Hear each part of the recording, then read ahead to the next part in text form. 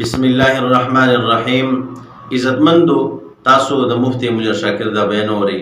دینه پس به تاسو سره څو خبرې چې څوک درته وایي چې ذالک الکتاب کې د الف لام ذکر راغلی چې دا کامل کتاب دی، ذالک الکتاب دا کامل کتاب دی، بیا چې مخکې لاړ شي وایي چې حدیث نه وي قرآن سمجھ کې نه راځي، نو تا خو وایي چې کامل دی، اوس وایي چې ناقص دی. دا قرآن کامل کتاب دی، قرآن د الله صفت دی، لکه څنګه الله چاته نه دی محتاج داسې قرآن چاته او څوک چې احادیث نه مني یاد وساته هغه قرآن منلی دا قانون دی. که چېرې احادیث ته منل نو قرآن به ومني. چا لیدلی دی چې قرآن به رانه نازل شوی؟ نو دا یاد وساتئ قرآن فهم چې دی دا موقوف دی په احادیثو باندې، لہذا احادیث و سنت زده کول هم فرض دي، هم یې منل فرض دي، بغیر د دې نه قرآن سمجھ کې نه راځي. عزتمندو مفتی منیر شاکر صاحب وایي چې څوک د احادیثو نه انکار کوي او احادیث نه مني نو دا قرآن پاک نه مني. نو دلته په دې کې دا سوال غواړي، وای تاسو چې کوم دی خبره کوئ په حدیث کې راغلی دی، په حدیث کې راغلی دی، نو بالکل راغلی دی کنه چې خبره په حدیث کې راغلی باغی به حواله نه ورکې.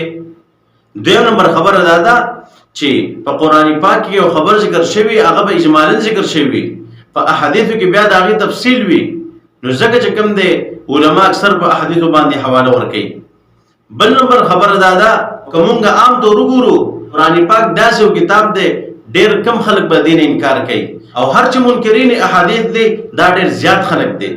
نو که یو عالم په احادیثو باندې حواله ورکړي په دې کې منکرین احادیث ته هم تکلیف رسېدلی.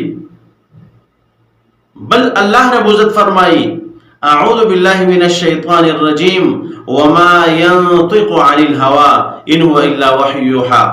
نبی علیہ السلام که کوم خبرې کوي د خپل ځان نه او د خپل خواهشاتو نه کوي، بلکې هغه وحی ده چې د کوم وحی کولی شي دا هغه خبرې کوي. نو دا خو د قرآن پاک نه دا خبره ثابته شوه، د نبی علیہ السلام احادیث خو د قرآن پاک نه ثابت شول. او بل طرف ته که مونږ وګورو په ډېر ځایونو کې ته د احادیثو نه انکار کې، ته د احادیثو نه په سیټ باندې ځې، نو ته وایې چې څوک احادیث نه مني او د احادیثو نه انکار کوي دا قرآن پاک نه مني، نو ځان دې په خپله منکر قرآن. او په مخکې ویډیو کې ما تا ته ثابته کړې وه چې د قرآن پاک د بعضې آیتونو ته منکر وې او دغه رنګې د احادیثو نه هم ته منکرې. نو لہذا دلته تا په خپل ځان باندې په خپل رد کړی دی او دغه چې کوم دی تا خپل حقیقت په خپل بیان کړی دی. الله رب عزت په قرآن او احادیثو باندې مونږ د عمل کولو توفیق راکړي. وما علینا الا البلاغ.